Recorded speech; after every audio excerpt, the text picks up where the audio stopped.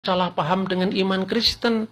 Dipikirnya diciptakan menurut gambar Allah itu berarti Allah serupa dengan makhluknya. Tidak seperti itu. Tema kita minggu ini beriman di tengah tantangan yang memang tidak mudah. Kalau nggak ada tantangan, nggak perlu beriman. Kan? Meskipun namamu rubah jadi kesabaran, jadi iman, tetap aja.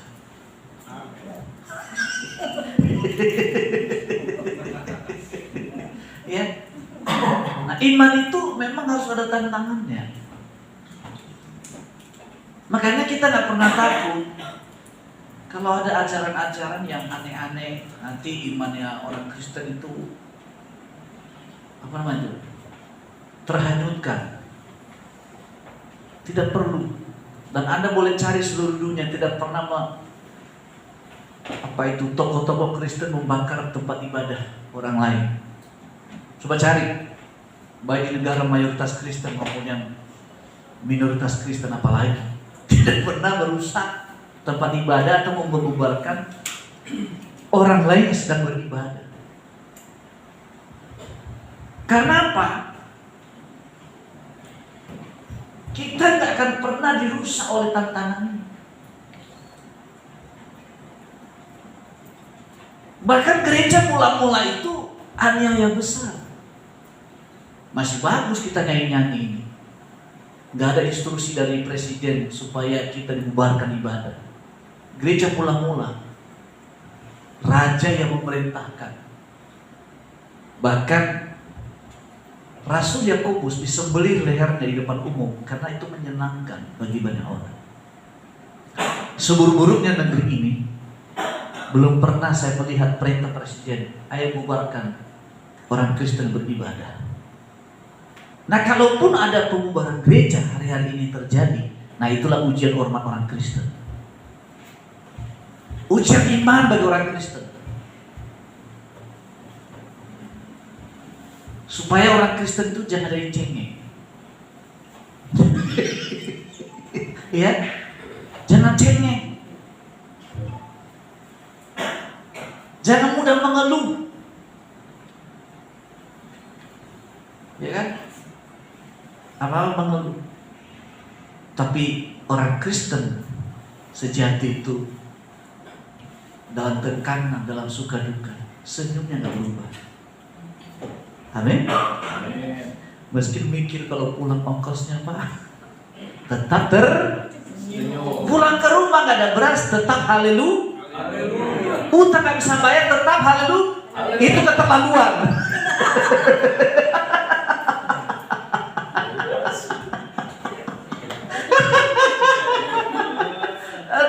Nggak bercanda, ini bercanda tegang. Awal-awal kita udah tegang.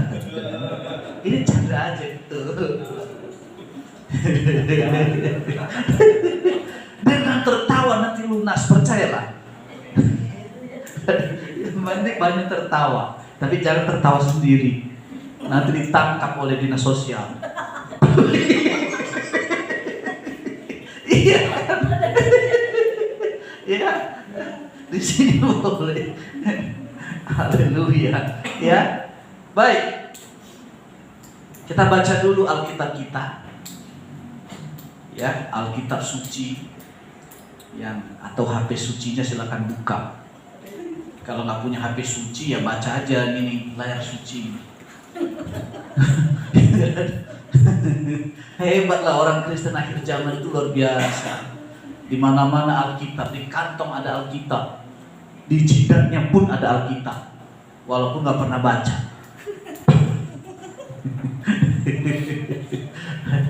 Ya. Minggu lalu saya udah kasih instruksi baca Alkitab. Lakukan nggak? Hah? Tak ingatin tiap minggu ini. Hah? Ya, saya ingatin ya. Jadi kalau nanti malaikat Tuhan tanya, pendetamu pernah ngasih tahu ini enggak? Jadi nggak berani mengatakan nggak pernah Pak. Memang pendeta Petrus itu saya ingat judulnya aja. Nggak pernah ngasih tahu kita. Tapi hari ini saya diingatkan lagi loh ya. Karena banyak orang Kristen minder, saudara. Ketika disindir imannya, nggak bisa jawab. Cenderung minder. Ya. Saya kalau disindir orang, saya ngomong begini. Kalau mau berdebat sama saya, kita buat perjanjian. Supaya saya jangan ditangkap, kan begitu ya. Buat perjanjian kita. Nanti di YouTube juga gitu. Banyak ada orang yang nantang-nantang saya. Saya bilang saya nggak pernah takut ditantang. Tapi kita buat surat perjanjian, kita di atas putih. Kita live secara streaming. Kalau saya kalah, saya ikut Anda. Tapi kalau Anda kalah, bagaimana? Itu saya garansi begitu. Saya garansi. Nah makanya saya nggak pernah mau debat di medsos tanpa perjanjian. Nanti saya masuk penjara, repot saya. Ya kan? Nah oleh karena itu walaupun Anda nggak jadi pendeta, tapi setidaknya Anda jadi berkat kalau tahu dasar firman. Gak bisa ngarang-ngarang, pokoknya Roh Kudus ngomong ke saya, ini kamu lakukan. Ya kan? Roh Kudus juga mengajar kita baca Alkitab, saudara. Bukan bikin malas-malasan. Ya, baik kita baca sama-sama. 2, 3 ya, pelan-pelan ya. 2, 3 ya. Inilah riwayat Nuh. Nuh adalah seorang yang benar dan tidak bercela di antara orang-orang sezamannya. Dan Nuh itu hidup bergaul dengan Allah. Nuh memperanakan 3 orang laki-laki, Sem, Ham, dan Yafet. Adapun bumi itu telah rusak di hadapan Allah dan penuh dengan kekerasan. Allah menilik bumi itu dan sungguh rusak. Benar, sebab semua manusia menjalankan hidupnya rusak di bumi. Jadi penuh kerusakan. Terus ayat 13, 2, 3 ya, berfirmanlah Allah kepada Nuh, aku telah memutuskan untuk mengakhiri hidup segala makhluk, sebab bumi telah penuh dengan kekerasan oleh mereka. Jadi aku akan memusnahkan mereka bersama-sama di bumi. Nah, saudara, tentu waktu di sekolah minggu, yang pernah sekolah minggu tahu cerita ini. Dan dulu saya pernah jadi guru sekolah minggu, walaupun sebetulnya nggak suka saya anak-anak minggu, karena ditugaskan ya terpaksa. Loh bener. Nah salah satu yang diceritakan ini, siapa tokoh Alkitab yang membuat bahtera, yaitu Nuh ini. Dan anak sekolah minggu itu dulu kita suruh menghafal dan kita kasih hadiah kalau dia tahu cerita ini. Nah orang-orang tua tahu nggak cerita ini?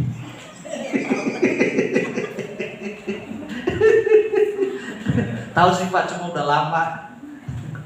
Nah saudara, Nuh ini sama seperti kita ini.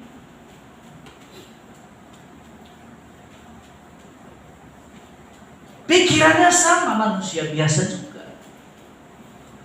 Dan kalau Anda lihat pasal sebelumnya, pasal yang kelima, dikatakan anak-anak Allah itu melihat anak manusia itu cantik-cantik. Siapa yang gak senang wanita cantik? Ya saya tanya pria-pria di sini, senang gak wanita cantik? Gak suka? Yang jelek-jelek gitu, yang begini. Ini jawab munafik. Iya betul. Saya nggak mengatakan kawin lagi loh ya, jangan ditambah-tambahin.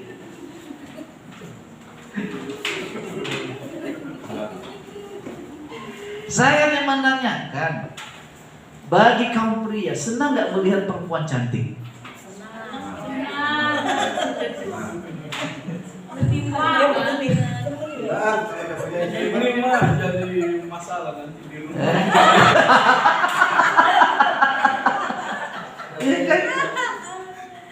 Nah, pertanyaannya siapa yang sebut mereka anak-anak Allah ini?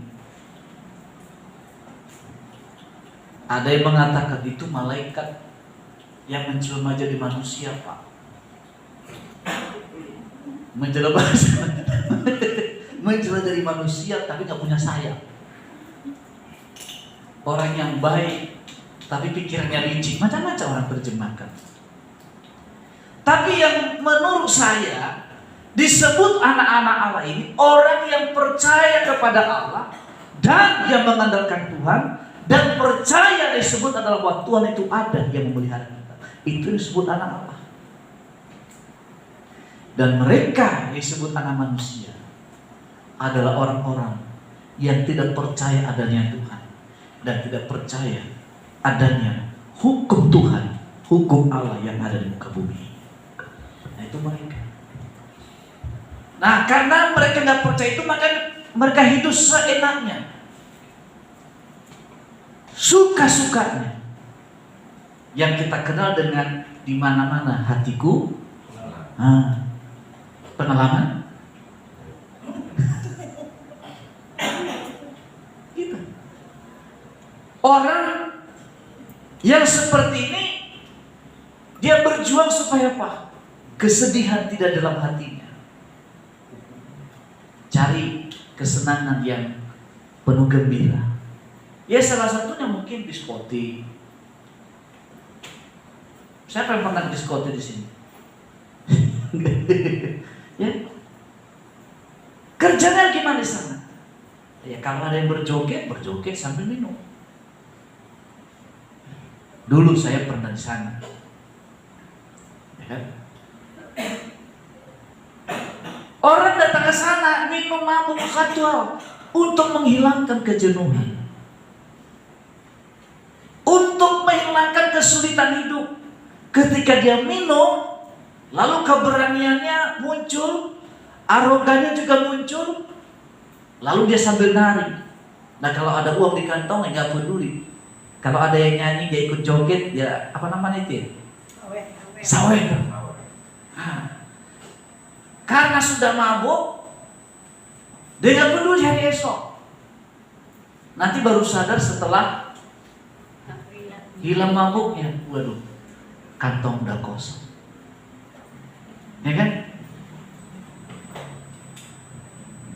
Di diskotik sih enak, yang enak-enak dibilang enak, yang asik-asik dibilang ayo gak enak.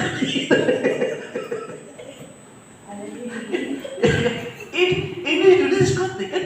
Apa dulu itu kan? Sekarang lebih canggih lagi, ada alat apa itu? DJ. Iya. Nah itu hanya goyang-goyang aja. Nah karena namanya orang mabuk, mau bagus musiknya mau enggak, dia tetap goyang. Karena orang mabuk itu merasa benar dirinya. Betul nggak? Orang mabuk itu merasa dirinya paling benar. Yang pernah saya ceritakan, orang mabuk itu, ini mimbar ini jelaskan kedudukannya, nggak miring, dan juga nggak terangkat. Lantai ini juga lurus, bagus. Tapi orang mabuk mengatakan lantai ini miring, sehingga dia miring ke kanan. Nah begitu dia miring ke kanan, akhirnya kaget. Nah orang mabuk dia merasa diri yang paling benar. Jadi kalau Anda ketemu orang tidak pernah mau dinasihatin, nah itulah orang mabuk. Ada orang yang semuanya sendiri, kalau ngomong paling dominan, gak pernah dengar orang lain. Nah ini cocoknya disebut kategori orang orang apa? Orang apa saudara? Nah jadi nanti kalau ada orang kayak gitu, mulai menghindar karena lagi mabuk, nanti ujung-ujungnya berantem. Ya. Nah, ini orang yang tidak tercela. Bukan berarti lingkungannya sehat, tapi juga bukan berarti Anda mencobai Tuhan. Kalau kita di lingkungan yang rusak, jangan ikut rusak. Kalau ada perkumpulan yang rusak, bukan berarti Anda juga ikut-ikutan pikirannya rusak. Tapi di tengah-tengah pikiran yang rusak itu, Anda punya pemikiran yang lurus. Meskipun Anda dilecehkan mungkin, Allah ini penghuni surga. Amin. Setuju? Tapi juga jangan mencobai Tuhan. Saya kan punya iman. Mana itu preman-preman itu, saya hadapi mereka bertobat tahu. Ditempelin kamu mungkin. Ya kan? Mana itu orang-orang yang ada di dugem, saya ke sana, saya injili mereka. Bukan kamu yang menginjili mereka. Kamu justru kayak kagetan matamu. Waduh, ini ternyata surga yang tidak pernah terpikirkan. Gak bisa. Jadi hidup itu harus, Tuhan gini, Tuhan menciptakan manusia itu terdiri dari apa? Tubuh, jiwa, dan roh. Pikiran, jiwa kita ada pikiran dan ada perasaan. Nah, pikiran itu mengajar kita bagaimana segala sesuatu perlu pertimbangan. Jadi tidak semerta-merta, ya pokoknya kalau udah beriman, lewat. Ya enggak juga, perlu pertimbangan. Pernah seorang anak muda, saya baca sebuah buku yang ditulis oleh Dr. Cho, orang Korea. Nah, ada 3 seorang pemuda, 3-tiganya wanita. Mereka baca Alkitab, Yesus berjalan di atas air. Karena Yesus berjalan di atas air, mereka juga punya iman bahwa mereka akan mampu berjalan di atas air. Nah, waktu itu terjadi banjir besar di Korea. Nah, karena mereka punya iman yang luar biasa ini, mereka berjalan dalam nama Yesus, kami akan seberangi ini sungai. Mereka seberangi 3-tiganya. Mereka sampai juga besok di pinggir laut. Loh iya, ini namanya konyol, mencobai Tuhan. Ya. Kenapa? Bicara iman bukan perasaan. Paham maksud saya? Ngerti nggak maksud saya? Bukan perasaan. Kalau perasaan itu hanya berlaku dengan orang yang kamu cintai. Ya kan? Kalau nggak punya perasaan, nggak mungkin tersentuh hatimu dengan kedekatannya. Betul nggak? Ya, betul kalau Pak Samuel. Setuju kalau Pak Samuel ngomong, setuju aja saya. Ya. Nah, sedang kasih Tuhan, keluarga adalah tempat pembelajaran iman bagi setiap anggotanya. Dimulai dari iman seorang pemimpin keluarga dan diteladankan kepada istri dan anak-anak. Menampilkan diri sebagai kepala keluarga yang beriman meskipun menghadapi tantangan. Jadi di sini memang ditekankan suami itu harus lebih punya iman. Amin, suami-suami. Amin. Dia merasa suami, amin. Oleh karena itu suami harus punya iman, maka itu suami harus lebih tahu firman Allah, harus lebih jadi teladan, karena dia punya komando dalam keluarga. Makanya itu harus banyak ya, suami-suami itu harus banyak didoakan, harus banyak didoakan. Meskipun dijuluki di suami dan takut istri, belum tentu takut sama istri dia. Seperti yang ada di TV itu kan. Sama harus Susi ya? Hah? Bukan yang tuh suami-suami takut istri. Tapi begitu suami istrinya nggak ada, matanya jelalatan.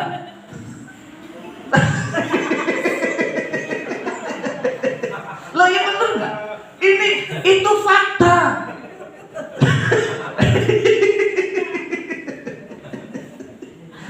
Kecuali jemaat GBI Kemadau nggak ada. Ya, saya udah tengking dalam nama Yesus. Ya kan? Saya, Pak Edward, Bang Sabar, ya. Siapa lagi itu? Apa namanya itu? Ada Pak Saimar. Pak Saimar itu dia menjaga mana? Ya. Pak Baryanto. Semua orang-orang beriman. Ya.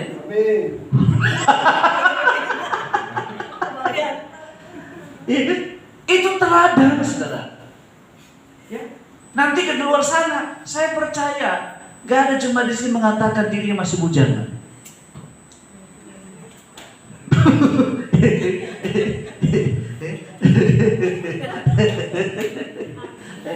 Kan ada lagunya itu kan. Dulu tahun 90-an lagu-lagu itu. Apa gimana lagunya itu, Pak? Ternyata cucunya tapi mengakunya bujana. Ternyata dia sudah tua bangka. Nah, dia kayak gini-gini, saudara. Lagu itu tidak berlaku untuk jemaat GBI Kemadau. Hanya berlaku di luar sana. Tapi jemaat GBI Kemadau menarik orang itu supaya dia tidak mengaku masih bujana. Apalagi mengatakan dia masih juga keren. Ya. No itu punya kesempatan untuk nggak beres hidupnya. Lingkungannya memungkinkan. Tapi untuk memiliki prinsip di tengah-tengah situasi yang rusak, itu butuh komitmen. Dan komitmen itulah yang menciptakan masa depan kita yang lebih baik. Saya nggak peduli masa lalu saudara, itu urusan lain. Tapi saya lihat saudara hari ini dan ke depan. Bahwa ada udah rusak di masa lalu, nggak urusan. Tapi ketika masuk di gereja ini, saya arahkan Anda untuk berkenan di hati Tuhan. Amin. Yang lalu-lalu nggak usah diingat. Karena masa lalu nggak bisa pernah kita perbaiki. Siapa bisa perbaiki masa lalu? Nggak ada. Tapi masa depan bisa kita perbaiki. Nah, apa yang kita bisa pelajari dari kehidupan ini, dari iman Nuh? Yang pertama, saudara, ayat 9 dikatakan dasar imannya adalah bergaul dengan Allah. Tidak ada cara lain Anda bergaul dengan Allah. Bukan ajaran filsafat, bukan ajaran etika. Meskipun kita perlu pelajaran etika, perlu bagaimana kita mempelajari hubungan dengan sesama, tapi jangan dibolak-balik. Bergaul dengan Allah itu yang utama, baru yang lain kita tambahkan. Bergaul dengan Allah itu berbicara tentang hubungan kita dengan firman, hubungan kita dengan Roh Kudus. Nuh adalah seorang kepala keluarga yang bertanggung jawab, dibuktikan dengan karakternya yang benar dan tak bercela di antara orang-orang sejamannya. Ya.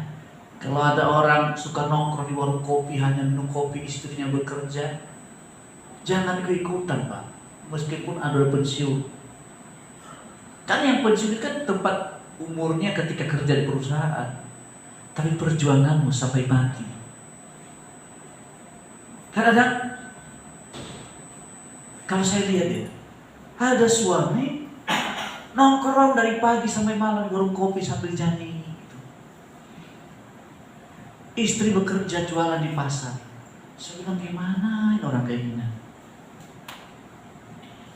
Dan akhirnya itu terjadi. Gak punya wibawa di depan anak-anaknya. Banyak kan bapak-bapak seperti ini. Kecuali sekali lagi jemaat GBI Kemadau itu beda. Haleluya. Makanya istrinya berbahagia di sampingnya. Ya kan? Ya. Suami-suami di GBI Kemadau itu ya bertanggung jawab. Dompetnya nggak pernah tertutup untuk istri. Lihat aja di dompet. Karena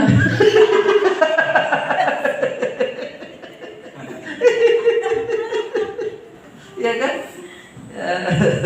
Yang penting kan dompet nih, bukan penuh tanggung jawab.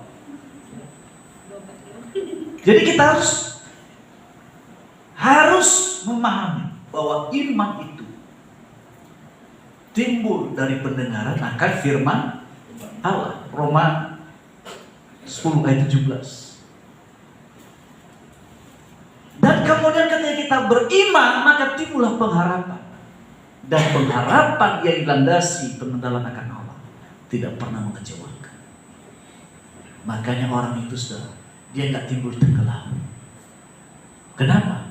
Karena dia sudah punya pengalaman pribadi dengan Tuhan. Ini yang kita harus pelajari dari Noah. Ayat ini menyatakan bahwa faktor penting yang mendasari adalah kerinduan untuk hidup bergaul dengan Allah. Bergaul berarti menjalin relasi. Bahasa sehari-hari ini apa itu relasi ini, Pak? Hah? Hubungan ya? Betul ya? Dia punya hubungan yang sangat dalam. Memiliki kerinduan untuk senantiasa dekat dengan Tuhan. Yaitu manifestasinya adalah hari ini kita ibadah dengan firman Tuhan. Aktif di rumah doa. Ada kelompok sel tempat diskusi. Dan ke depan seperti minggu lalu saya ingatkan, karena memang waktu ke minggu lalu Pak Saimer tidak hadir. Nanti mungkin Pak Saimer memimpin kita kelompok kaum pria battle ke Madawi. Gak harus, bukan berarti Pak Saimer khotbah, enggak. Supaya kita punya komunitas kaum pria. Jadi kaum pria saling mendoakan kaum pria. Dan tidak boleh diberitahukan sama istrinya apa yang pernah diceritakan. Amin.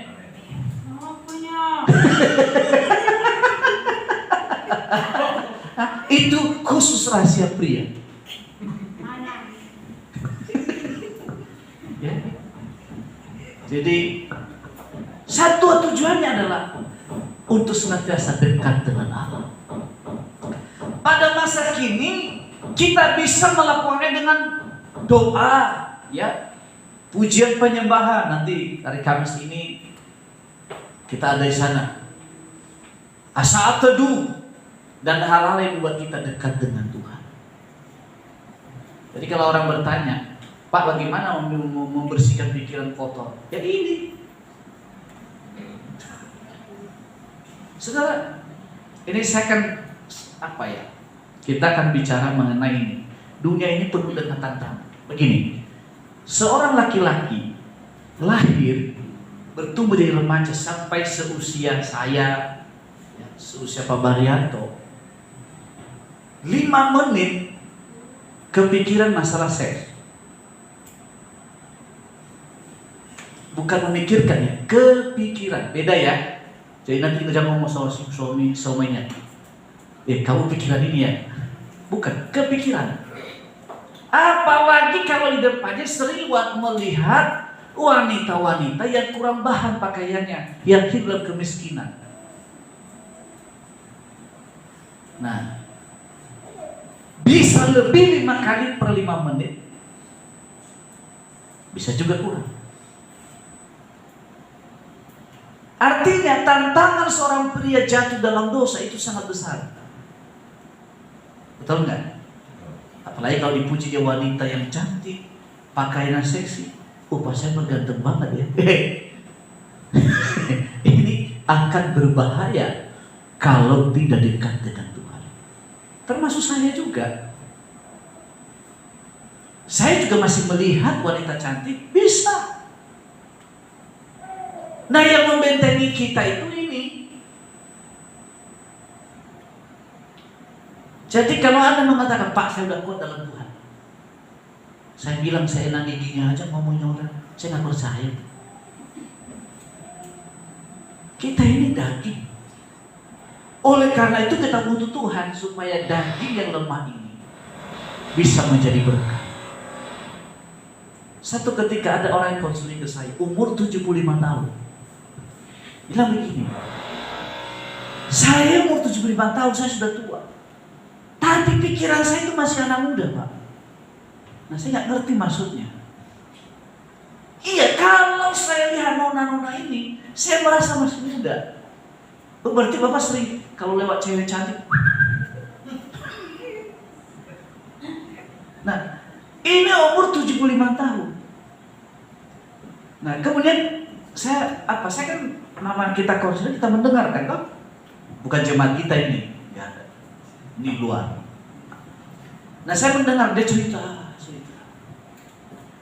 Nah ternyata yang pertama memang orang ini dia memang Kristen tapi tidak pernah tersentuh hatinya untuk mencari Tuhan. Karena memang dia orang kaya, lahir kaya, dewasa kaya, tua pun kaya. Tapi perkumpulannya selalu dengan cewek-cewek yang istilahnya dari satu ke yang lain. Dan akhirnya sifat yang tidak disengaja tadi menjadi karakter. Sehingga sedikit lihat wanita, waduh, pikirannya sudah lain-lain. Kenapa saudara? Karena kurang di sini kerinduan dekat dengan Tuhan. Ya. Jadi kalau orang ini pun bertobat saudara, umur 75 tahun, terus baru bertobat 5 bulan, saya nggak percaya pikiran yang aneh-aneh itu langsung hilang. Tetap ada. Tapi yang membedakannya adalah keinginan itu ada, pikiran itu ada, tapi mampu mengendalikannya oleh karena kekuatan Roh Kudus. Amin. Anda mungkin umur 40 tahun, kehidupan kita acak-acakan, baru 2 tahun bertobat, nggak mungkin Anda tukang marah tiba-tiba jadi orang penyabar. Baru bertobat 5 bulan atau 1-2 tahun. Tetapi oleh karena Roh Kudus yang berikan kemampuan bagi Anda mengendalikan diri, sehingga orang tukang marah-marah menjadi orang yang bijaksana. Amin. Amin. Nah maka dari itu kita perlu persekutuan dengan Tuhan supaya kita ini tertata hidupnya. Seburuk-buruknya kita bisa menjadi berkat. Terlebih lagi mulai dari keluarga kita. Bodoh amat orang lain mengatakan sejelek apapun kita, tapi kalau keluarga kita mengatakan, oh dia pria idaman, ya sudah selesai. Nanti manifestasinya dengan sendirinya akan terjadi. Amin. Dan semiskin-miskinnya hidup kita, kalau kita berjalan dalam kebenaran, pada waktunya juga Tuhan akan pulihkan kita. Meskipun gak kaya raya, tapi kita diberkati. Alkitab mengatakan berkat Tuhan menjadikan kaya, susah payah tidak menambahinya. Dan itu pasti. Amin. Makanya di sini saya gak pernah bedakan mana yang punya uang maupun tidak sama. Paling yang punya uang, sesekali saya ngomong traktir saya. Paling gitu kan. Nggak pernah ya, nggak pernah lah. Itu canda aja. Paling nanti Bang sabar ya habis ini.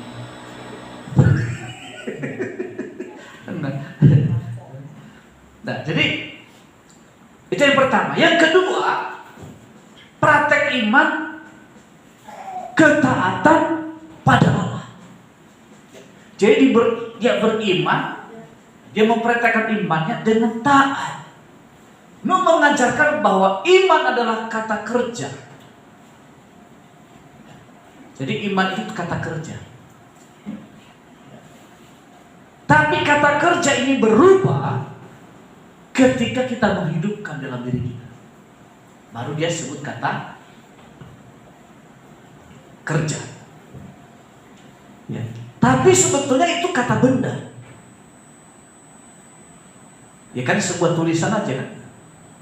Tapi berubah itu menjadi kata kerja. Waktu kita menghidupkan iman percaya itu kepada Tuhan. Iman adalah suatu yang aktif dan ditunjukkan dengan tindakan nyata.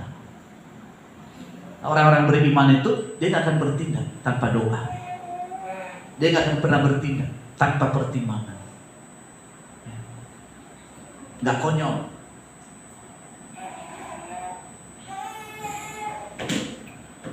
Nuh ini ayah Sem, Ham dan Yafet.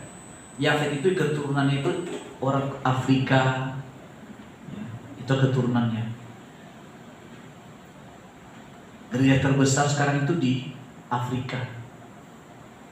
Jemaahnya sedikit sudah 8 juta satu gereja, 8 juta. Pernah lihat tak gereja 8 juta jemaat? Gembalanya orang Nigeria, orang Negro. Besar gerejanya sudah tahu, 3 hektar. Nggak ngerti saya bentuknya gimana. Kalau stadion utama berapa hektar? Menampung 120.000 kalau penuh. Mungkin hampir sama besarnya ya. Dan ibadah di sana 24 jam, saudara. Siapa yakin ini? Ada orang yang pernah dikutuk oleh Nuh. Ya, nah, oke. Kita masuk sana ya. Kita lanjut yang lainnya. Nah, menjadi teladan ketaatan atas perintah yang Tuhan berikan kepadanya. Apa yang diminta Tuhan adalah dilakukan sesuai dengan yang diperintahkan. Nah, ketika kita bergaul dengan Tuhan, Ia menyatakan kehendak perintahnya. Sesudahnya kewajiban kita adalah mentaati. Jadi ikut Tuhan itu sebetulnya hanya ikuti aturan Tuhan. Kenapa kita nggak bisa ikut aturan Tuhan? Karena kita nggak pernah mendengar suara Tuhan. Kenapa kita nggak pernah dengar suara Tuhan? Karena nggak punya persekutuan dengan Tuhan. Ya, hanya rutinitas, nggak ada gairah. Kalau nggak ada gairah, saudara, hamba. Ya, coba dalam keluarga kalau tidak ada semangat, nggak ada gairah, hamba itu keluarga. Makanya jangan heran, seringkali terjadi pertengkaran dan ujungnya terjadi perceraian. Oleh karena itu, nah kita dengan Tuhan itu harus punya kehangatan. Supaya nanti jangan bikin lagu baru. Mengapa harus begini? Tiada lagi kehangatan. Bukan, karena memang tidak diasah. Ya. Hubungan suami istri perlu diasah, saudara. Perlu, kenapa? Karena perjalanan kita tahu kelebihan dan kekurangan, baik buruknya kita tahu. Maka dari itu perlu kita mengasah hubungan kita. Dan yang ketiga, yang terakhir, hasil iman diingat dan dikenang Allah. Sebagai hasil dari iman yang perhatikan Nuh, mendapatkan kemurahan dan belas kasihan Tuhan. Yaitu apa? Tuhan mengubah keadaan bumi. Dan Tuhan juga mengubah keputusannya. Apa itu? Kejadian 8 ayat 20, 21 dan nanti 22. Kita baca sama-sama. 2, 3, ya pelan-pelan ya. Lalu Nuh mendirikan mesbah bagi Tuhan dari segala binatang yang tidak haram dan dari segala burung yang tidak haram. Diambilnya beberapa ekor. Lalu ia mempersembahkan korban bakaran atas mesbah itu. Ketika Tuhan mencium persembahan yang harum itu, berfirmanlah Tuhan dalam hatinya, aku takkan mengutuk bumi ini lagi karena manusia, sekalipun yang ditimbulkan hatinya adalah jahat dari sejak kecilnya, dan aku takkan membinasakan lagi segala yang hidup seperti yang telah kulakukan ini. Selama bumi masih ada, takkan berhenti-henti musim menabur dan menuai, dingin dan panas, kemarau dan hujan, siang dan malam. Oleh karena hubungan Nuh dengan Tuhan, Tuhan itu berbelas kasihan atas bumi. Yakni apa? Meskipun kejahatan ada, Tuhan tidak merusak bumi, tapi Tuhan berurusan dengan pribadi orang itu. Bayangkan saudara, binatang yang tidak berdosa harus mati tenggelam hanya karena manusia. Nah, ketika Nuh mempersembahkan binatang disembelih, Tuhan ingat harusnya memang binatang ini tidak binasa karena manusia. Ini yang kedua kali bumi terkutuk karena manusia. Pertama di Kejadian 3, ketika manusia jatuh dalam dosa. Dan yang kedua ya ini, yang sebetulnya manusia itu berkuasa atas bumi kan, atas segala binatang, tumbuh-tumbuhan. Tapi sekarang manusia dikuasai oleh Allah. Contoh ya, uang itu terbuat dari mana? Hah? Dari kertas tahu, dari kayu. Kayu itu apa? Termasuk tumbuhan bukan? Tumbuhan. Berapa banyak orang membunuh karena apa? Itu artinya tumbuhan menguasai manusia. Korupsi yang menyengsarakan rakyat Indonesia itu terbuat dari mana? Tumbuhan. Bahkan mengkhianati teman, mengkhianati sahabat hanya karena artinya manusia dikuasai oleh tumbuhan. Kemudian Alkitab mengatakan harusnya manusia berkuasa atas seluruh binatang. Baru-baru yang lalu corona terbuat dari mana? Binatang apa? Binatang bukan? Binatang kecil kan? Virus termasuk binatang juga? Termasuk nggak?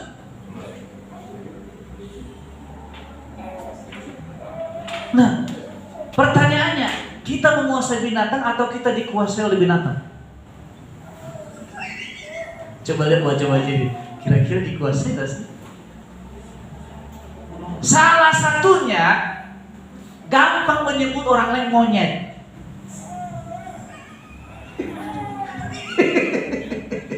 Iya kan? Siapa yang sering bilang orang lain monyet?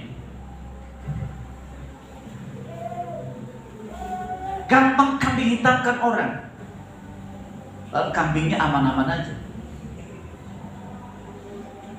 Virus corona itu kecil, tapi jutaan orang harus tewas. Itu membuktikan manusia itu kehilangan otoritasnya. Binatang yang menguasai dia.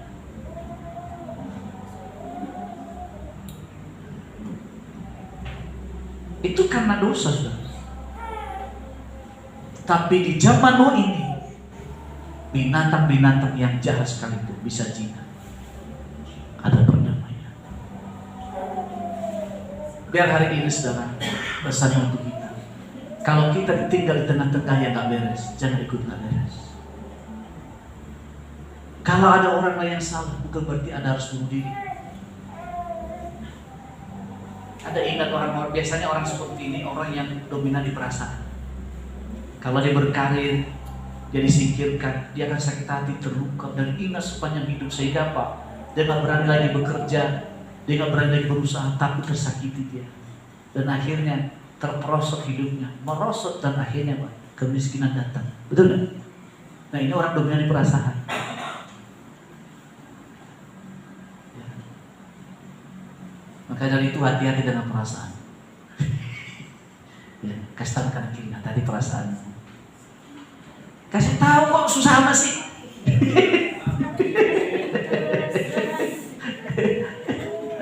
Hati-hati loh. Orang yang terluka perasaannya saudara, gak bisa kerjasama dengan orang. Dan kecenderungannya komplain aja. Biar hari ini kita belajar sama-sama. Justru disitulah kita butuh iman. Ketika kita tersakiti, kita mampu menghadapi dengan cara berbeda. Itulah level orang beriman.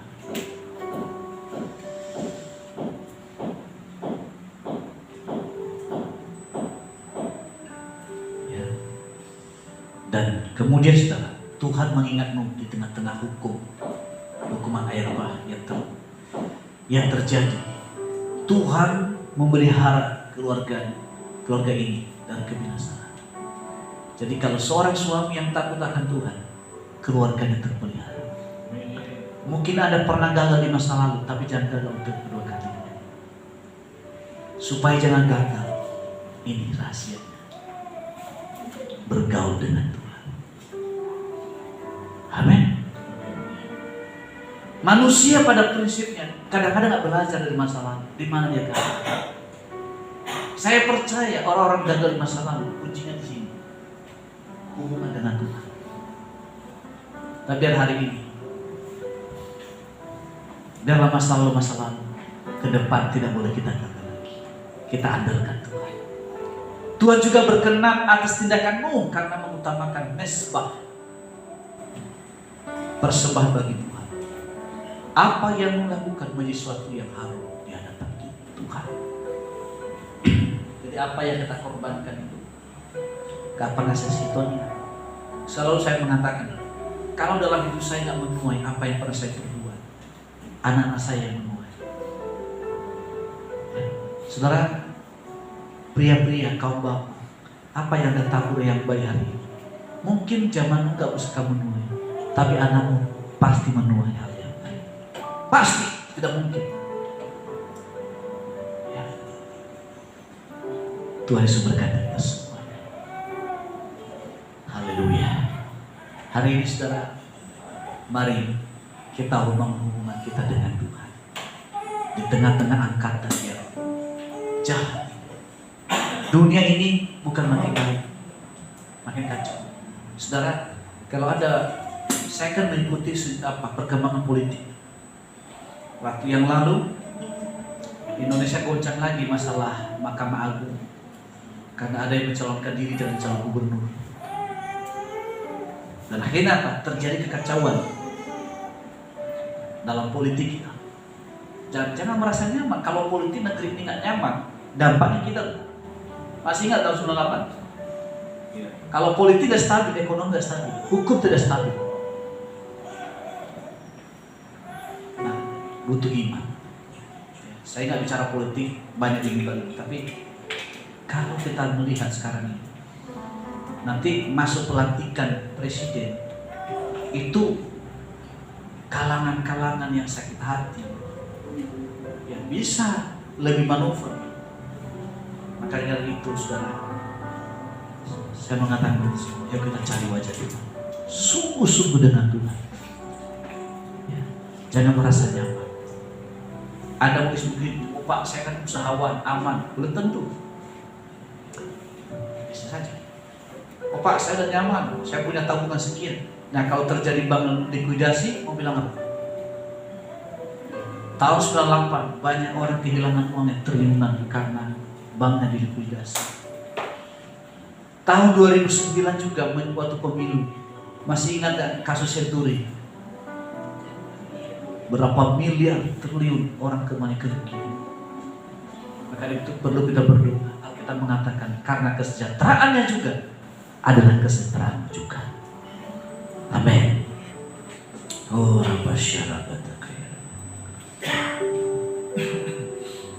mari kita bawa hidup kita kepada Allah.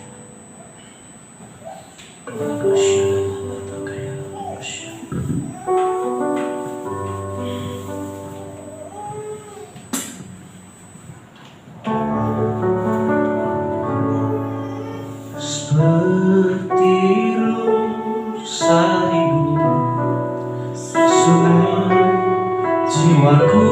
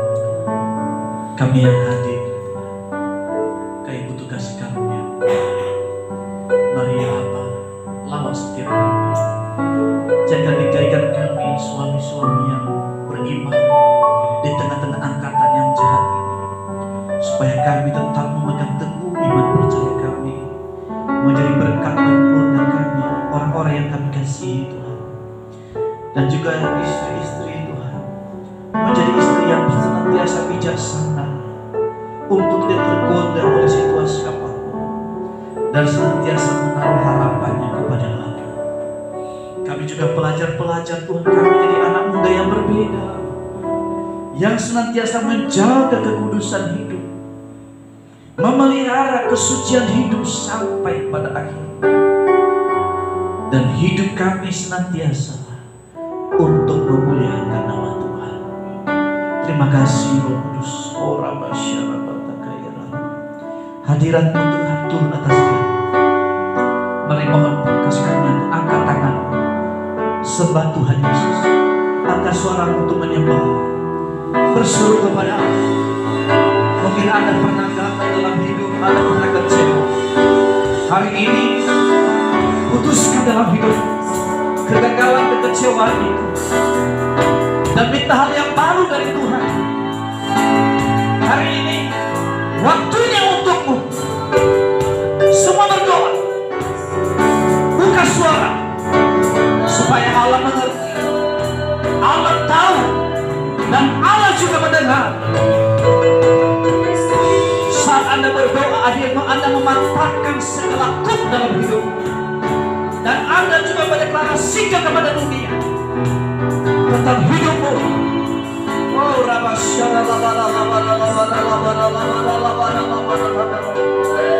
dan minta hal yang ajaib dan besar dari Allah, maka Anda akan terima. Hari ini terima dengan iman, terima dengan iman, terima dengan iman, terima dengan iman, terima dengan iman, terima. Dalam nama Yesus, terima dengan iman, terima.